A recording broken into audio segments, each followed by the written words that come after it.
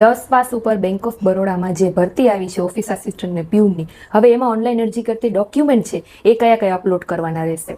તો જો સૌથી પહેલા ડેટ ઓફ બર્થ એટલે કે તમારી જન્મ તારીખના પ્રૂફ માટે તમારી જે 10માની માર્કશીટ છે અને 10માનું સર્ટિફિકેટ છે એની એક પીડીએફ બનાવવાની. પછી તમારી પાસે કોઈ અધર ક્વોલિફિકેશન છે, જેમ કે તમે 12 પાસ કરેલું છે અથવા તો ગ્રેજ્યુએશન કરેલું છે, તો એની જે માર્કશીટ હોય એની પણ સાથે એમાં પીડીએફ બનાવવાની છે. એટલે કે 10માની માર્કશીટ, અધર એજ્યુકેશનની, એ બધાની એક પીડીએફ તમારે બનાવવાની રહેશે.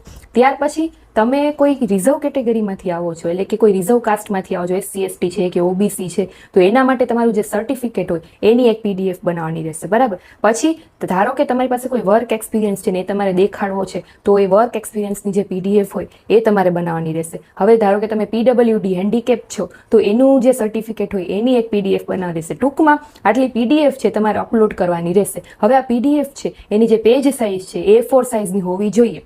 પછી 500 KB થી વધારે એની સાઇઝ છે હોવી ના જોઈએ.